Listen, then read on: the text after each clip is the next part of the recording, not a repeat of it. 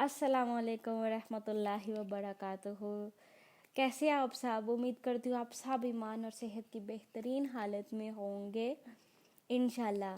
सबसे पहले तो आप सब पार्टिसिपेंट का मैं बहुत बहुत शुक्रिया अदा करती हूँ कि आप सब ने इस कोर्स को ज्वाइन किया, और आप सबको दिल की गहराइयों से मैं वेलकम करती हूँ। अल्लाह ताला आप सबको इस कोर्स को मुकम्मल करने की तौफीक अता फरमाए और आप सबके दिल में सीखने का जज्बा अता करे। मैं आपका ज़्यादा वक्त नहीं लूँगी, चलें हम मेन टॉपिक पे चलते हैं। जैसे कि आज हमारा फर्स्ट कोर्स का सेशन स्टार्ट हो गया है और ये हमारे कोर्स का सबसे पहला सेशन है। तो इस कोर्स में आपको इस सेशन में बल्कि सबसे पहले आपको ये सिखाया जाएगा कि इटालियन कुजीन क्या है। जैसे कि इस कोर्स का नाम है इटालियन कुजीन कुकिंग कोर्स, तो आप सबको मालूम होना चाहिए कि इटालियन कुजीन्स क्या होती हैं। तो इसके बारे में इंट्रोडक्शन है। तो इंट्रोडक्शन में ये आ जाता है कि इटालियन कुजीन्स क्या है, कि इसकी डेफिनेशन, या क्या कोई आपसे क्वेश्चन पूछे कि इटालियन कुजीन्स क्या हैं तो आप उनको जवाब दे सकें। सबसे पहले तो स्टूडेंट्स आप यही सोचते होंगे कि कुजीन किसे कहते हैं। कुजीन असल में जो है, आप में से कुछ को तो इसके बारे में मालूम होगा, मगर जिनको इस वर्ड के बारे में नहीं पता, मैं उन सब को ये बताती चलूँ कि हमारे कल्चर की जो स्पेसिफिक रेसिपीज़ होती हैं ना, उनको इटालियन कुजीन्स कहा जाता है। जैसे कि हर एरिया की मुख्तलिफ कुजीन्स होती हैं। कुजीन का मतलब है रेसिपीज़, उस कल्चर की या उस रीजन की स्पेसिफिक रेसिपीज़, उसको कुजीन्स कहा जाता है। जिसका दूसरा नाम ट्रेडिशनल रेसिपीज़ आ जाता है या ऑथेंटिक रेसिपीज़। ऑथेंटिक रेसिपीज़ इस वजह से बोला जाता है कि उस रीजन की जो असल रेसिपी है, यानी कि अब देखें कि जैसे आलू गोश्त है, हम लोग, मैं एक मिसाल के तौर पे बताती हूँ कि जैसे आलू गोश्त है, हम आलू गोश्त बनाते हैं, तो हर घर के बनाने का एक अलग अलग तरीका है। लेकिन जो मुगलई दौर में जब आलू गोश्त बनता था और या इस तरह खाना बनता था, तो उस वक्त जो उधर के शेफ़ वगैरह, जो बड़े शेफ़ हैं, होटल के शेफ़ वगैरह जो बनाते थे, वो क्या है, और जो मेन रेसिपी, ओरिजिनल रेसिपी है, उसको क्या कहते हैं, उसको ऑथेंटिक रेसिपीज़ कहते हैं या ऑथेंटिक कुजीन्स कहते हैं। तो अब जो है हम इटालियन कुजीन्स की तरफ चलते हैं कि इस कोर्स में हम आपको तमाम इटालियन कुजीन्स के बारे में बताएंगे, जैसे कि इटालियन रेसिपीज़ हो गई हैं, तो इनमें उसके बारे में, उसकी खासियत, इनफैक्ट आपको इसकी प्रेजेंट कैसे करना है, इसको मतलब कि प्रेजेंट कैसे करना है, इसकी प्रेजेंटेशन और उसकी डेकोरेशन, उसको सर्विंग और उसकी बनाने की बेसिक टेक्निक्स, और आप इसके साथ आपकी वोकेबलरी जो 5 स्टार होटल में और दूसरे मुल्कों में जो 5 स्टार होटल्स वगैरह हैं, जैसे कि इंटरनेशनल होटल्स होते हैं, जैसे पीसी होटल हो गया और पाक कॉन्टिनेंटल डिशेस, जहाँ पे कॉन्टिनेंटल डिशेस वगैरह बनती हैं, तो वहाँ पे इनकी जो है रेस्टोरेंट्स में इनकी वोकेबलरी क्या होती है उसके बारे में बताया जाएगा, और वो आपका होमवर्क भी होगा वोकेबलरी का।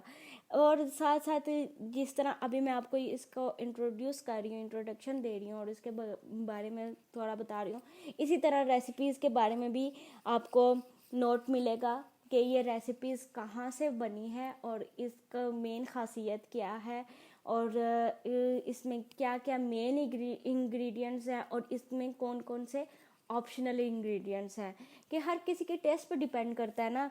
तो वहाँ के जो इटालियन लोग हैं जो ये खाना खाते हैं, उनके मेन इंग्रेडिएंट्स क्या हैं और मेन और ऑप्शनल हम लोग, जैसे अब पाकिस्तान में बहुत सारे लोग ऐसे हैं कि जो चाइनीज़ डिशेस में पाकिस्तानी तरीके से चाइनीज़ डिशेस बनाते हैं, तो वो चीज़ मैं आपको बता रही हूँ कि वो ओरिजिनल क्या है, ऑथेंटिक डिशेस क्या है और वैसे क्या है।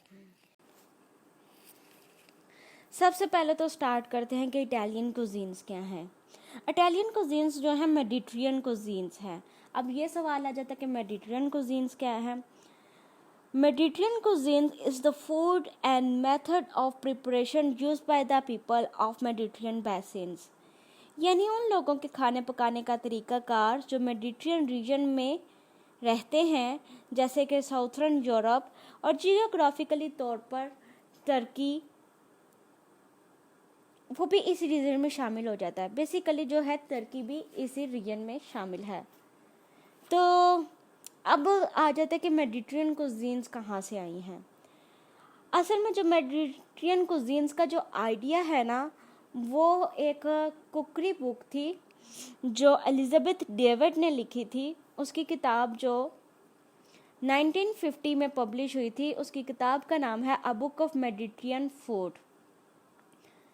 इस किताब में जो उसके मेन एलिमेंट्स थे मेडिटेरियन फूड के और मेडिटेरियन कुजीन्स के, वो थे ऑलिव्स यानी जैतून, वीट गंदुम, ग्रेप्स अंगूर, यील्डिंग यानी कि खेती बाड़ी, ऑलिव ऑयल जैतून का तेल, ब्रेड में सिर्फ ब्रेड दूसरी नहीं है, ब्रेड के अंदर रोटी है, बन है और मुख्तलिफ किस्म की ब्रेड्स हैं, सारी बेकिंग ब्रेड्स और दूसरी वो सब आ जाती हैं। और पास्ता, अब आपको पता है कि पास्ता जो है इटालियन के मेन कुजीन्स में आ जाता है।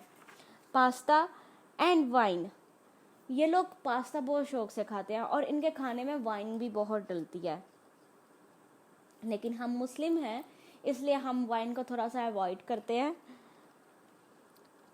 तो इसके बाद जो है ना, बहुत सारे राइटर्स थे, उन्होंने इस चीज़ पे इख्तलाफ किया था। इसके जो उसने एलिजाबेथ डेविड की किताब में जो मेन एलिमेंट थे मेडिटेरियन फूड के, वो मेन एलिमेंट्स जो हैं हर रीजन में पाए जाते हैं, उनके कल्चर में और उसके खानों में भी पाए जाते हैं, लेकिन उनके खाने का पकाने का तरीका और कल्चर थोड़ा सा डिफरेंट है।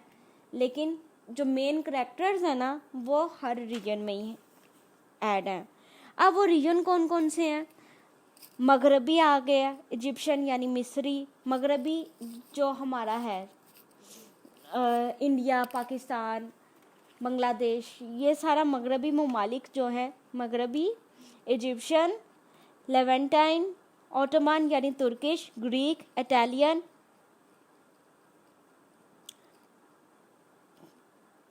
ये सब जो है ना मेडिटेरियन कुजीन से ही निकले हैं। और इन सब में जो है ना मेडिटेरियन एलिमेंट शामिल हैं, यानी कि उनके करैक्टरिस्टिक्स रखते हैं।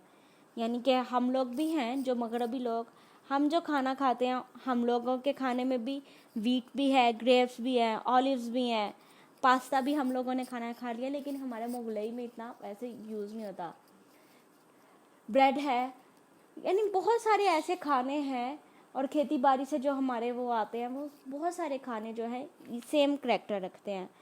तो ये जितने भी रीजन है ना, ये सब जो है ना मेडिटेरियन कुजीन से ही, मेडिटेरियन एलिमेंट और मेडिटेरियन करैक्टर रखते हैं और मेडिटेरियन कुजीन से ही जुड़े हुए हैं, उसी से ही ताल्लुक़ रखते हैं।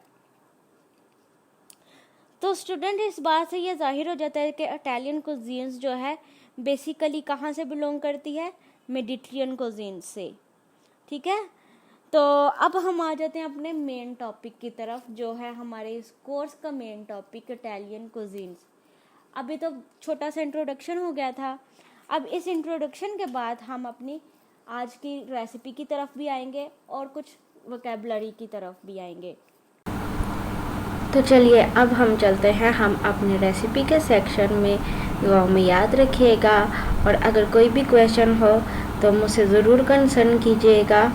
अस्सलामु अलैकुम वरहमतुल्लाहि वबरकातुहू।